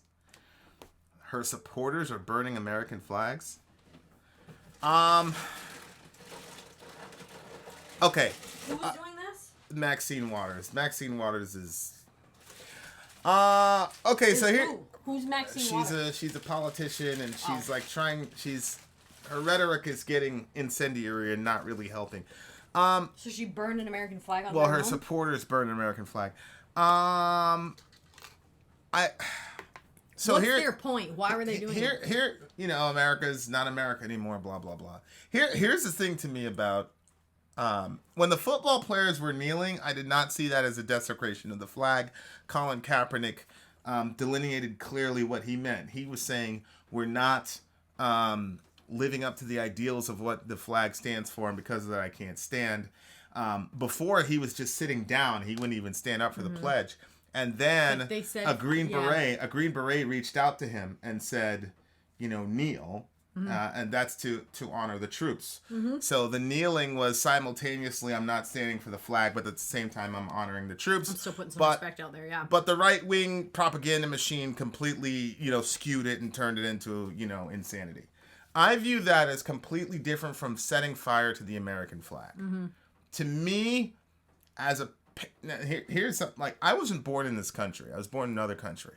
But I love this country to death. I love America. I'm a huge patriot. Everybody in my family at some level has paid significant prices for serving this country in one way, shape, or form. So when I see somebody burning a flag, I obviously it actually doesn't make me angry. It just makes me sad because I don't think people understand what it takes to live in this country. This country has millions of flaws. It's got really major issues. But to burn the flag under which I just think if they knew people who've actually served this country, that they wouldn't do that. Yeah. So I'm not a fan of burning the flag. However, although the conundrum and the paradox is all those people died in order to give you the freedom to use your speech that way. But I emotionally I have a significant problem with that. Technically, mentally, you're completely free to do that. It's a form of speech. There you go. Right, there's the question. I agree. I think it's terrible. I am Jacob. How would you... This is Godra. Oh, you got that? I am Jacob. How would you describe wrestling with God? I was atheist until demons tortured my dreams. Jesus saved me somehow. I don't want to wrestle anymore. I actually had a very similar experience when I was a child, like 3 years old. It's like literally the only thing that I can remember at that young of an age, but it had such a major impact on me. I had a very interesting dream. Well, so how do you describe wrestling with God? I think the main way I would describe wrestling with God is like two things. So there's one story in the Bible of this guy Jacob, and he's a liar, and he's on the run from his uncle because he basically came up with this very fancy way of stealing from his uncle, and he's on the run, and he's running from his uncle, but then he's also running into his brother who he also pissed off and stole things from. So he's scared to death, and then he goes off into this cave. And there he meets with a man, and he wrestles with the man until daybreak, and then it turns out that the man was actually God. And he held on, and the man said, look, it's daybreak, I gotta go. Because the implication is if the sun rose and Jacob was able to see God, he would die because you can't see God and live. That's what the thing is on that? Yeah, he said, it's sunrise, I gotta go. And Jacob begins to realize that he's wrestling with a divine being. And so he says, this person says to Jacob, what's your name? And Jacob says, my name is Jacob, and Jacob means liar. That basically is what it means. And then the person says, you're no longer Jacob, but I name you Israel. And Israel means to wrestle with God or to struggle with God or to be a prince of God. It could mean all three of those things. And so then Jacob says, well, what's your name? And the guy goes, what do you want to know my name for? It's beyond your understanding. This is how we know he's speaking to a divine being. And then the guy goes, I will not let you go unless you bless me. So Jacob says, I won't let you go unless you bless me. So in that context, wrestling with God is the struggle to find your identity from God. So there's a lot of ways that we can all identify ourselves. I'm this. I'm an American. I was just talking about being American. I'm male. I'm in the Republican community. I'm in the LGBT community. I'm in the Trump community. I'm in the never Trump community. I'm a progressive. I'm a feminist. I'm a feminist. I'm an anti-feminist. I'm an SJW. I'm an anti-SJW. Everybody's like, because everybody, like, on the one hand we all hate tribalism, but on the other hand we all need an identity because we got to figure out where we fit in. And so the interesting concept about the idea of wrestling with God in order to be named by God. When you get named by God, what it means is you get an identity from God himself that's given to you that never changes and that can never be taken from you. Because what's interesting about the tribalism that's happening in our world right now, like if you don't follow the specific rules of your given tribe, they will that's it. You're out. But when God gives you a name, then that's nobody, and that's one of the reasons why we can kind of come out and be ourselves. On the one hand, like, people don't like that we talk about God all the time. People have said it in this thing tonight. Here we go. Politics and religions. We don't care. But on the other hand, Christians don't like that we cuss.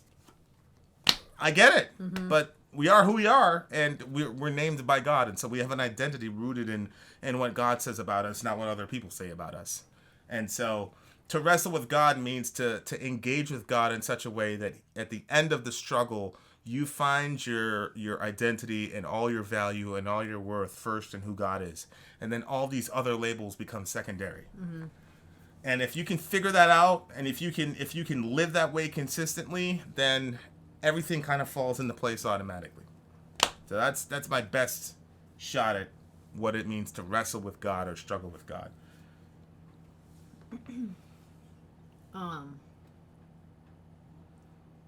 Thanks, Mr. Gojira. Thank you, STP-77 Rising. We really do need to do a Demon Hunter review. Like, some of this I'm going to balance out between, like, people being nice and we haven't done Demon Hunter yet. We've done a lot of black metal. So Demon Hunter is a Christian band. I'm going to write it down. Put someone to hate on the board, babe.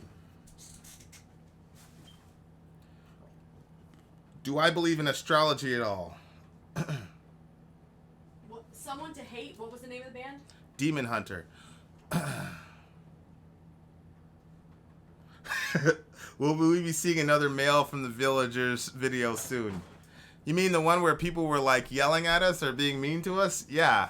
What happened? She's asking for another male, like you guys are... Oh, mean tweets? When we did the mean tweets, yeah. Why did God give him a second blessing even though he stole someone else's? Dirk, that's a very good question. I think that when he stole Esau's blessing, the question was, what's your name, right? And instead of saying his real name, which was Jacob, he said, I'm your son Esau. And so the context is, he asks his father, he wants a blessing from his father. The father says, what's your name? He gives a false name in order to get the blessing. This time around, when he wants the blessing, God again asks him, what is your name? And this time, instead of lying and saying he was somebody else, he says his real name. And I think there's a lesson there, which is all of us want some form of blessing. Blessing can loosely be translated as happiness. And a lot of our happiness gets rooted into going into somebody else's identity instead of our own. What's interesting about naming yourself Jacob is it's a form of a confession, because Jacob means hill grabber, it means supplanter, it means deceptive, weak person. And so when he's looking at God and God is saying, what's your name? What it really means is, who are you? And what he says is, I'm a deceptive, weak person. And that's who I am at the core of who I am. And then immediately God says, no, that's not who you are anymore. You're the wrestler with God, and you've struggled with God and you won. And the way to win in a wrestling match with God is to admit who you actually are. And the minute that you do that, he doesn't say, now why are you such a weak, deceptive, lying, stealing, thieving, sniveling person? He immediately renames you into something that gives you dignity and honor and all that.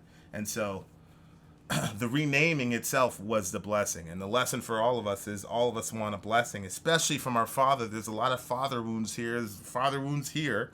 And if you can find a way to hear that blessing from God, your Father, but the only way you can do that is if you're 100% brutally honest with yourself about who you actually are, without the pretenses and the mask that you want everybody else to see. If someone gets satanic tattoos, do you think they can be saved? Specifically, if they get like a 666 tattoo or something like that. The Bible puts a lot of influence on a person's heart. I mean, it puts a lot of emphasis on a person's heart and the condition of their heart and where that's at. Jesus talked about that a lot. It's not the condition of what the outside of our body looks like as much as where our heart is at. So yeah, somebody can have whatever tattoos. That doesn't make a bit of difference. It's about their heart. And if their heart is seeking after God and they really want to find God, then they're good. I don't know if you want to add something to it. No, I think that's very well put. And aside from the fact that there's a textual variant in Revelation 13. So it could be 666 or it could be 616. So you might be good anyway. Everybody's freaking out about 666. It really could be 616. So you're good. Man looks on the outside, God looks in the heart. Yeah, the crucifixion was prophesied in the Old Testament. Isaiah 53 talked about it. What would God rename Vince McMahon? Tina. Well, the beautiful thing about being renamed by God is that it's something that's extremely personal that happens in a cave by yourself. And I think that, a lot of times we go through dark situations where we're alone and we're cold and we feel like we're in a cave. And in the Bible, caves are where all awesome things happen. You get renamed, you get risen from the dead. A lot of good things happen in caves. But caves are dark, they're dank, they're cold, and you're usually alone. And there's a reason for that.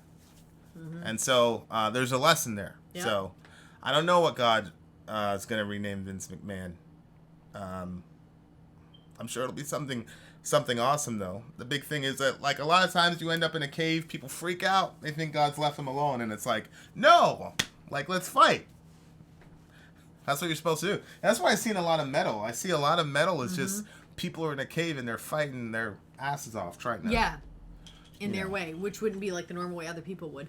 Hey, before I know you're gonna answer that one too, but what do you? How do you think that Jacob knew, like, to even ask? So randomly, somebody's wrestling with you all through the freaking night. They put your hip out of joint, and then you ask them for a blessing. The whole thing's kind of weird. Like, why would you have asked that person? You'd think that you'd be saying to the person, like, was the person trying to? What was the wrestling? Was one trying to get away and one was trying to keep him there? Like, I think God was just fighting him. Why would you ask that person for a blessing? Because he recognized that God was greater than him. And so in the ancient Near East, the lesser person asked for a blessing of the greater person. So he recognized that the person was... He recognized the greatness of the person that he was dealing with. Just by wrestling? Well... It was just strength? Well... Or is there something that he recognized? There's a line in The Matrix, Part 3, where it says, you don't really know a person until you fight them. Mm-hmm. And as a person who's engaged in combat sports, that's true. And there is a certain level of love that you have for the person that you're fighting.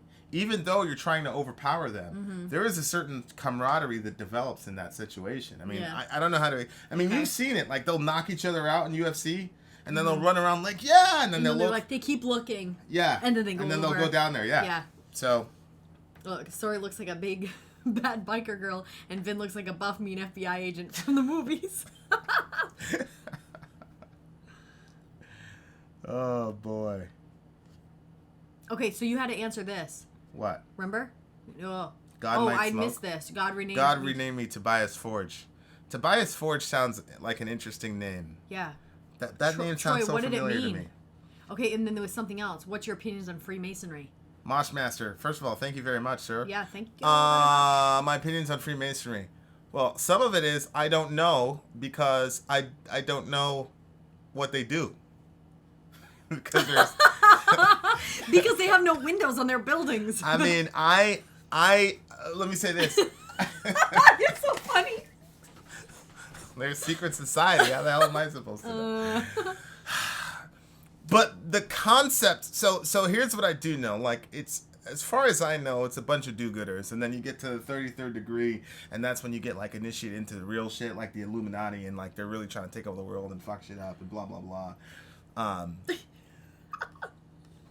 look, I'm not discounting that. I'm not discounting the validity of that. Look, Psalm 2, in Psalm 2 it says, the kings of the earth set themselves and the rulers take counsel together against the Lord and against his anointed one. Which means that powerful people get together and conspire to rule the world, basically. So I'm not going to just like dismiss the idea that there's like grand global conspiracies to take over the world. And that there are people that are like in the 1 percentile of power who become sort of like maniacal and think that they know what's best for the planet. I mean, shoot, we got people on YouTube who believe that they know what's best for the planet. Imagine being like an accomplished person. Oh, I know. Yeah. I could definitely see, and I don't necessarily think that they're malevolent either. I think that they probably think they have good intentions for our species. So, as far as Freemasonry, from a biblical perspective, the concept of doing things like in secret as a concept is off the table. You're supposed to be kind of like upfront with what the deal is. But I'm pretty sure I've known a couple Masons, and I'm pretty sure they, obviously we have branches of our government, Babe, that do. We've got a lot of good questions piling up. I need you to just rapid fire some faster answers. So there's Freemasonry. Okay, so one is, Vin, you said the other day that everyone says the Old Testament God was vengeful. How does that line up with 2 Samuel 14:14?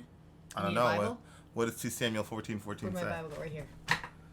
I'll get that one while you do the next one. Then. Yeah, Sori is pretty. Someone has to announce that every 2 minutes. I thought that was funny too.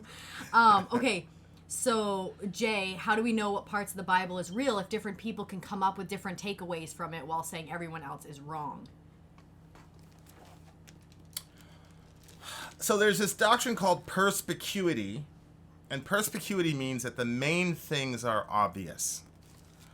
So here's what I mean by that, Jay, because that's a very good question. It's something I struggle with a lot, because the things I believe now are not the things I believed 3 years ago. So here's what the doctrine of perspicuity says. The main things about the Bible that are essential to knowing God are plain to anybody. A 5-year-old could understand it. So let me give you an analogy. So I did a lot of Shakespeare in school, and in Hamlet, and then you have Hamlet, and then you have Macbeth, and you could say, who killed King Duncan? It is obvious who killed King Duncan. That there's no dispute about who killed King Duncan in Hamlet. But there are raging debates about, Macbeth. Who killed King Duncan in Macbeth? Everybody knows who did it. But there are raging debates about the motivations of the characters. Same thing with Hamlet. Was Hamlet crazy, or was he acting crazy? There's raging debates, and you can take it this way, you can take. But like the main things about the story was, does Hamlet have a mother? Yes, we know that, right? Who are Rosencrantz and Guildenstern? Are they Hamlet's brothers? No. So there are main and plain things about Shakespeare that anybody can understand, even with all the crazy Elizabethan English. But then there are other things that are debatable, like, what was Hamlet's motive? Was Hamlet crazy the whole time? Was he acting crazy? Nobody knows. Same thing with Macbeth and Duncan and Macbeth's wife. I mean, what were their motivations? And there's debates to this day about that, and there always will be as long as Shakespearean literature is around, right? And so that's how I look at the Bible. I think there are main and plain things. In the beginning, God created the heavens and the earth. Okay, there's a creator God. Like, you cannot come out with an atheistic worldview right from Genesis 1:1. Okay, fine. I'm the way, the truth, the life. Nobody comes to the Father but by me. I'm going to die for your sins. Believe in me and your sins will be forgiven. Like, there are some very main and plain things. But then there are other things like, what about the rapture? When is Jesus going to return? Should you eat meat? Should you not eat meat? Should you worship on Saturday? Should you worship on Sunday? Somebody asked about tithing. These are things that are debatable. But there are other things that are not debatable that are clear. And then there are other things that are debatable that are not clear. And so what I would say is, make sure that you can focus on the main and plain things that are obvious to anybody, and it's impossible to have you can't have a different takeaway from Genesis 1:1. Like, you can't come up with another interpretation of God created the heavens and the earth. There's a divine creator who made everything. Like, no honest reading of that is going to come up with anything else, right? So that's what I would say. Good question, though. Okay, wait, hold on. I'm doing this.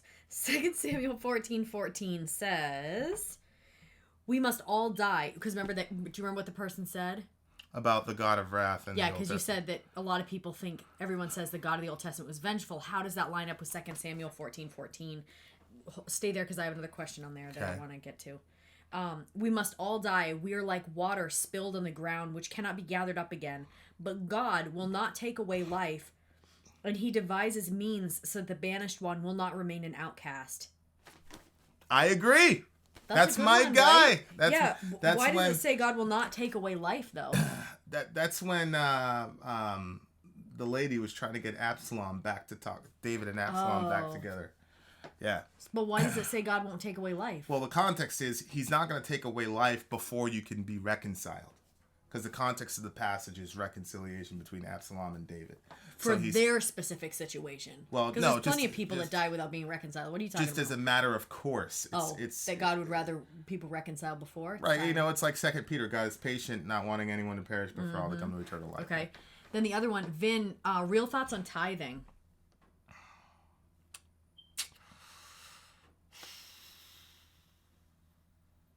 How angry would Satanists be if they got the number wrong and it's actually 616? Literally, every time I see a 666, I always laugh internally. Joke's on you! It's probably 616. Oh my gosh. Okay. It's a textual variant from Neron Kaiser, from Nero Caesar.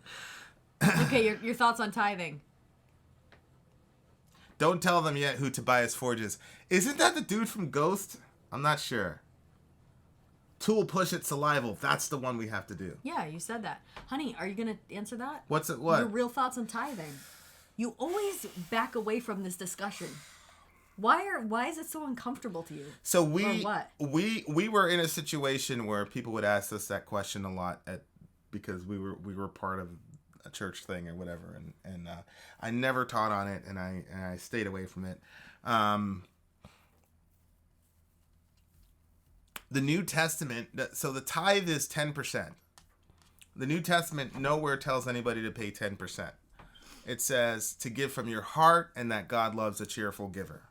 There is a ton of pressure and false promises that religious people use, and they make an industry out of people who are in really terrible psychological, spiritual, and economic situations. And so I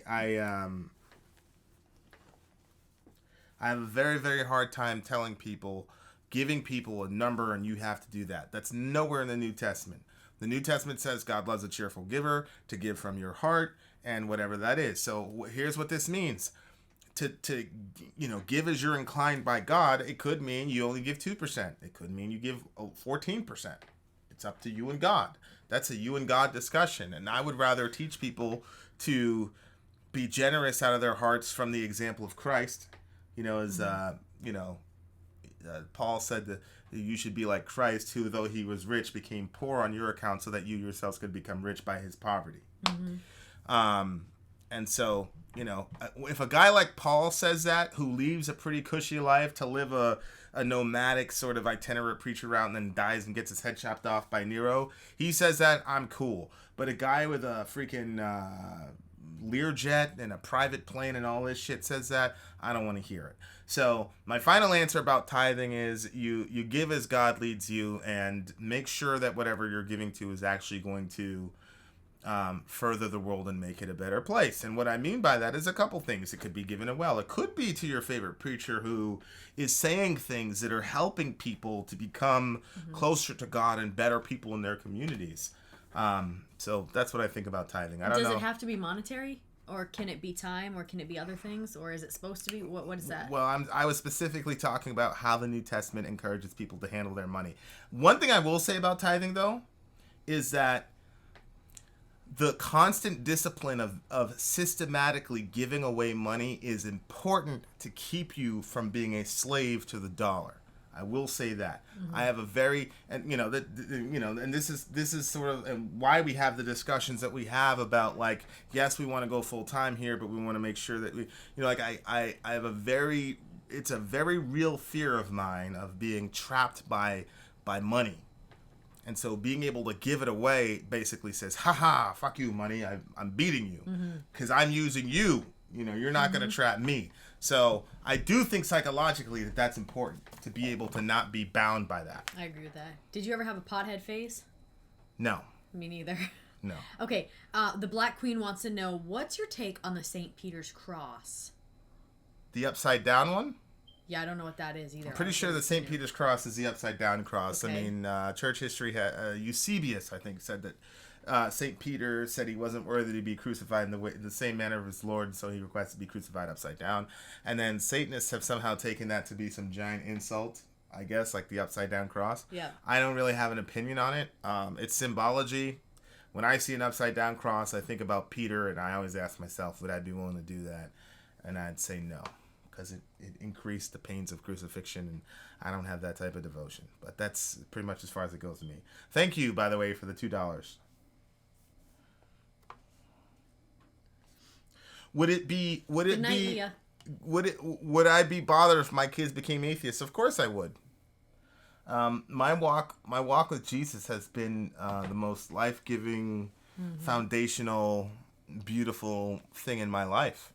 And he's been with me since as far back as I can remember. So of course I would, knowing the type of earth that they're going to inherit, they're going to need him. And so, yeah, it would bother me.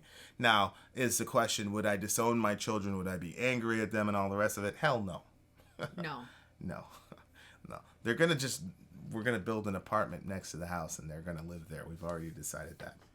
Jay says, God told me that I should give into tithing so you can do this full time and get a mini fridge for your Red Bulls. We have one. We got it with our, like, one of our first or second month of Patreon givers. Like, we were able to get a little small fridge. I put my waters in there and he's got his Red Bulls. It's so cute. Considering Isaiah 45:7, somebody asked me about Isaiah 45:7. Do you like George Carlin? I saw that. I'll go back up for it. I haven't heard enough George Carlin to like or dislike him. You know, he said some pretty, insightful things about religion. Which I understand why he would think that, but I don't like or dislike him. Isaiah 45:7. I form light and create darkness. I make well-being and create calamity. I am the Lord who does all these things. Well, do you know what their question was with that? Well, he was talking about evil in the image of God. Could the evil of people is not originate from the knowledge of the fruit, but that our evil came from being in the image of God? Oh. Well, the reason he's saying that is because the term calamity in your ESV is the Hebrew word ra, and the word ra, the word evil is in the semantic domain. As a matter of fact, it's the first word in the semantic domain. For what? Calamity. Oh, it's evil. Yep. So I form, good and evil. Yep. So he's saying, since God is taking credit for evil. Yeah. Could we say that our evil didn't come from? And no. The answer is no. I'm just giving a short answer. Why doesn't God just come down and bitch slap all the bullshit away? Because he'd have to slap you. Oh my God. I know you didn't mean that to be funny, but and me sounded really, and me and Sori and all my all kids. Of our kids. That's for sure. Hail Santa.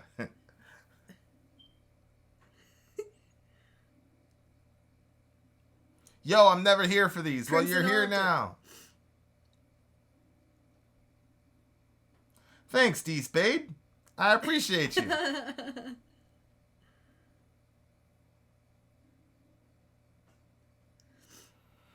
What should America's policy regarding Iran be? Trump put out a tweet in all caps about Iran 2 hours ago.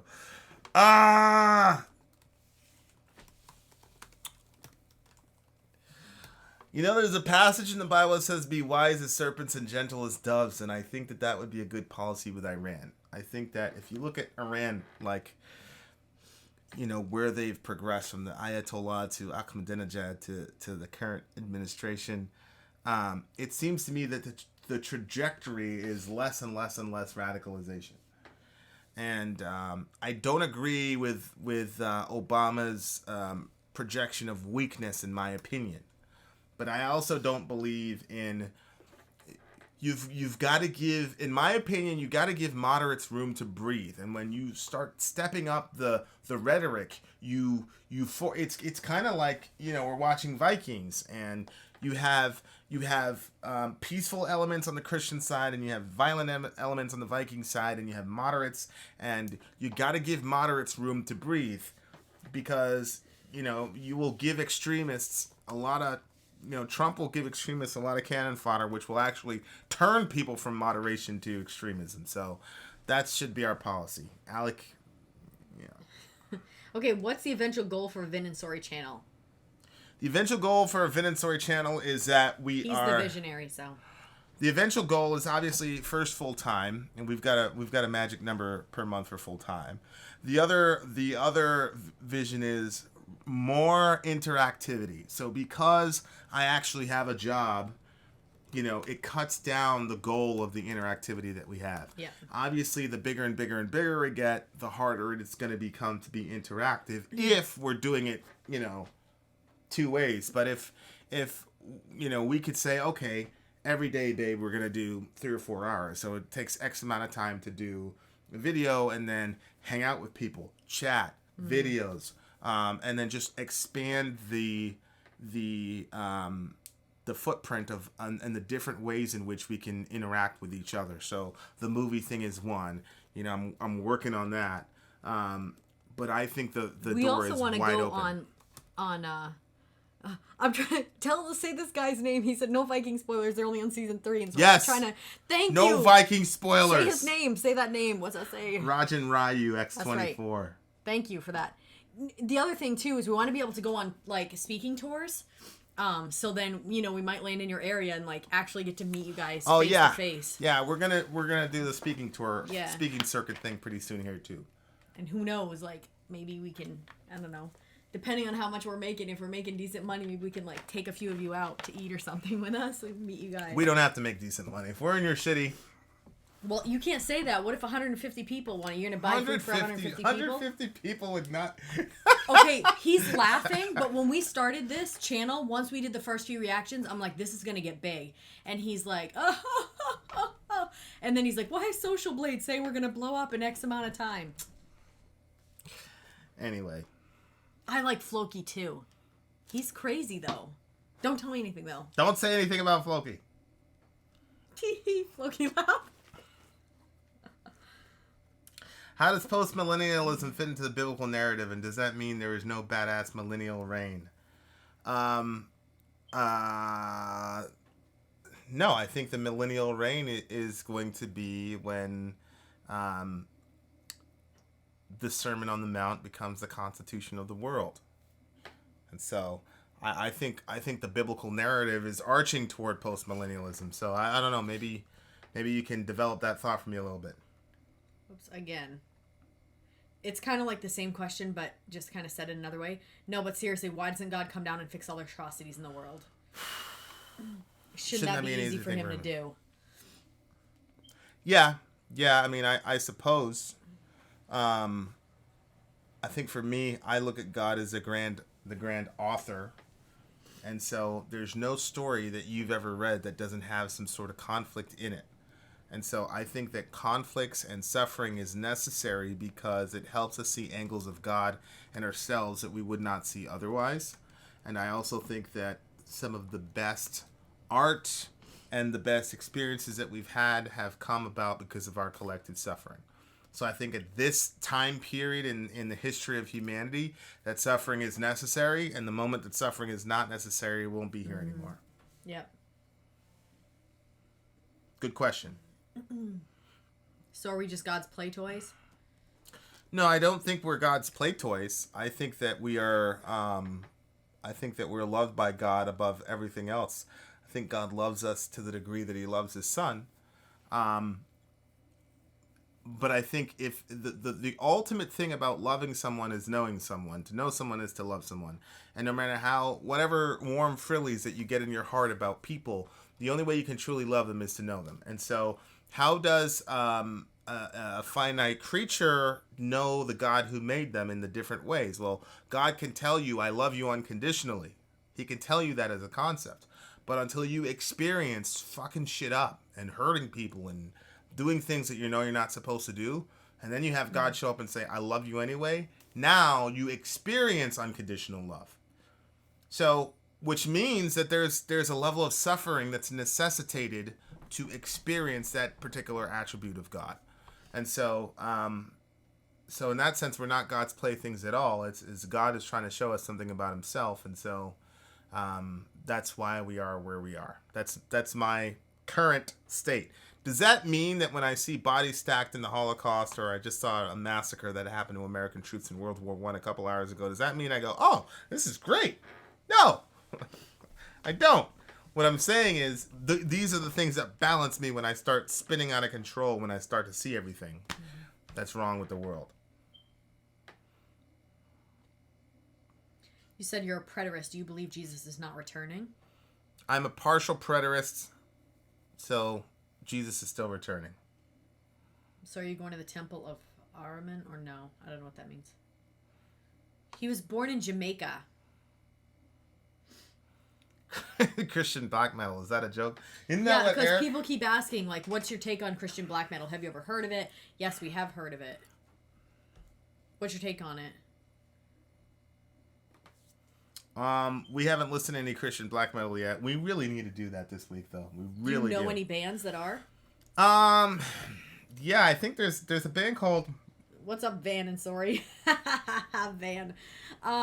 Tell us some Christian black metal right now. Yeah, it's 2:23. We got to go in about 7 minutes, but yes, we do hang out with you guys. For sure.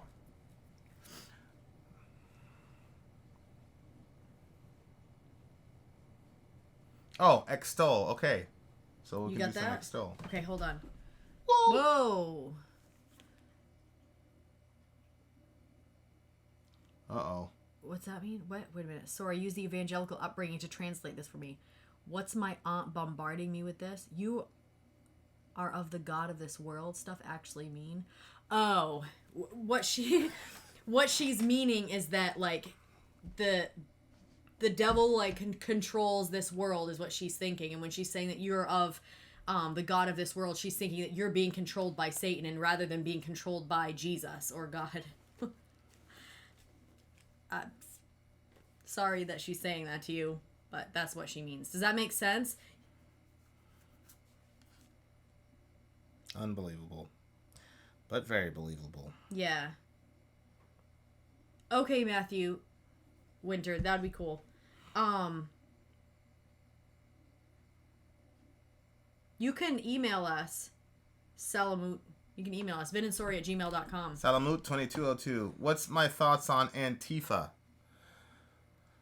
Yeah, you guys give metal, I give you habit. I didn't read that part till now. I'm not a fan of Antifa. I don't believe in resorting to violence to get your message across. And they also said that the Constitution has no place in America. I'm sorry, but that's definitional of America. So, no. I'm very curious to see what Christian... So, is there Christian black metal? There is. So, wait a minute. But I thought black metal was, like, all about Satan, so how can that... What's next? Christian porn? I think they call it... As they said, Christian porn. Oh my god, that's terrible. Why do some Christians believe that the devil runs the world? Doesn't that contradict one of the main teachings of the Bible? I agree, actually. I don't believe that the devil runs the world. Yeah, but remember when Satan brought Jesus up on the top of the thing, and then he said that he would give him the kingdoms of the world and stuff like that? People think that means that Satan is in power. And there's a verse that says, the prince of the power of the air. Yeah, it doesn't mean he runs the world. Well, that's what it sounds like. He's a prince. He's running things. Well, if he's a prince, there's somebody above him, right? Yeah. Yeah. The Bible doesn't say that the devil runs the world. So...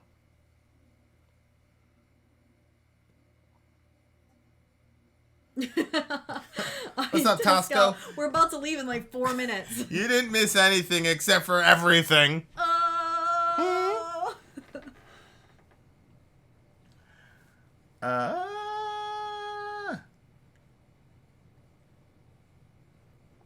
React to Batushka. I want to react to Batushka. I just got to take the time to look at some... I believe they take Russian Orthodox ceremonies and liturgy and flip it into black metal. So I want to get the Russian Orthodox stuff down so that I can understand what they're doing. Wouldn't life be more precious if we didn't continue to exist forever? I don't think so. I don't think so. Well, I'm pausing before I answer that because the argument is, as an atheist or whatever, and I'm not saying this guy's an atheist, but I heard it recently, that we value life more because we know that this one is all that we have. Mm-hmm. Well, there's still a sense of that. We're not going to have this type of life again like what we have now. We're going to go on to, another form of existence, but it makes this life can still stay precious in that sense. Yeah, but if you had a water factory where you had constantly had water anytime you wanted, mm-hmm. versus one bottle of water, wouldn't that one bottle of water be more precious to you because you only had that, versus if you had a water factory and you had one bottle of water, you'd be like, yeah.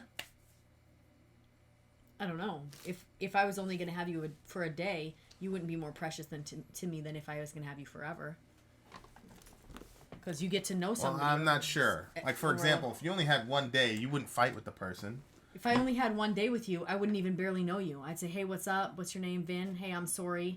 Blah, blah, blah. There wouldn't be really much to go on. Yeah, but they're talking about a whole lifetime. I think they have an argument. I think they have a point. Okay, so you think it would be more precious if we were... Well, it's I'm not the length of... I'm not saying that they're right. I'm saying that it's a strong argument. I'm not sure if they're right or wrong, but I think it's a strong argument. Well, we're not saying our value is coming from the length of time that we do or don't exist. No, they're not talking about the value of human life. They're talking preciousness of it. They're talking about the preciousness of life, period. From whose point of view? Yours? Like, would somebody else be more precious to you, or would you be... No, the concept of life itself. Well, there's a sense in which they're obviously right. For example, you have the Christian martyrs of the early ages basically saying, I don't care about this life, kill me. I'm going to raise from the dead. Mm-hmm. So there is a sense in which they're empirically right, because the Christian... We would say that. Somebody came in here and say, look, it's your life or your Christianity. We'd say, do it, man. Mm-hmm. I'll see you in the eschaton. So there's a sense in which, Paul talks about he considers his life cheap for the sake of the gospel. Mm-hmm. So there is a sense in which life gets cheapened in this world if you believe that there's another world coming. If you don't believe that there's another world coming, you're going to hold on to that shit for dear life. That is a good point. Of course, that works for the self. On the other hand, so I will grant you that. But on the other hand, it also means that your life, the life of another person, if I can rob and steal and kill and get away with it, and nothing is going to happen to me, if I'm in a situation where I'm a completely powerful person. Now he's got another point. Right. Then my life would be eminently valuable. Right. But if I were to say pleasure is going to be the guiding principle of my life, and I'm going to take it in any way, shape, or form, and I can, and if I can do it without consequence, I will do it. Yep. Then that means everybody's life now gets cheapened. So I think that sword cuts both ways, my man. That's true. Will there be computers in heaven? I have no idea.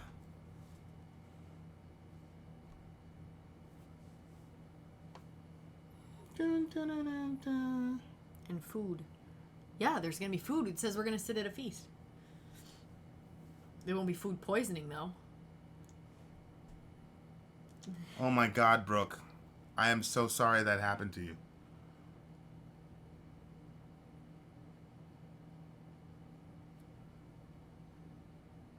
Oh my God. Email us. vinandsori@gmail.com.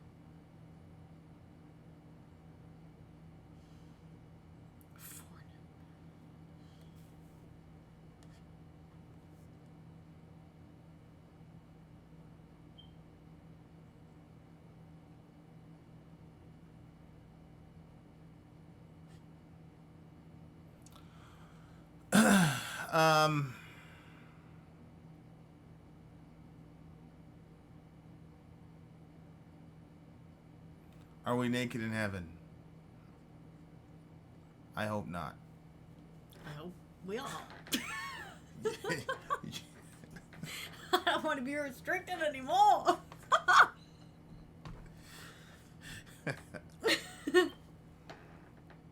That's cool. People are saying, "Oh, I'm sorry." Thoughts going out to you. That's the village, yo. Wah.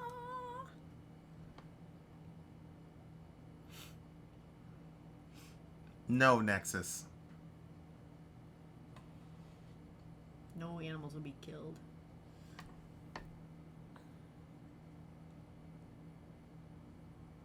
Seriously, Book, email us if you want. I mean, I'm not gonna impose upon you, obviously. I mean, Matthew said he lost his daughter. He knows what that's like. will there be sex in heaven? Well, they say not really. I mean, it says that there'll be no... Well, I don't know. They said there's not going to be any marriage. No giving in marriage. I mean... Dirk, we'll talk, buddy.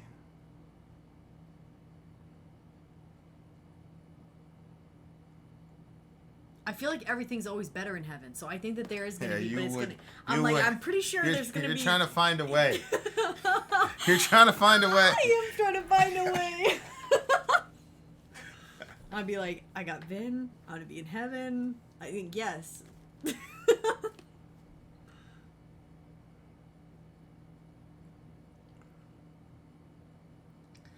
Yeah, Cannibal Corpse is coming soon. Will there be Vin and Sori Mayhem reviews in heaven? Inshallah, inshallah. No, because there's no sin. Vomit. Yeah, right.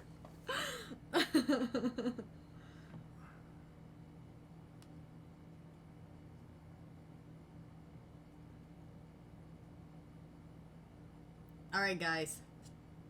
We are peacing out. Gotta be sex in heaven. Give Typo another chance. Yeah, Typo's coming soon. Forgive all. Vomit for all.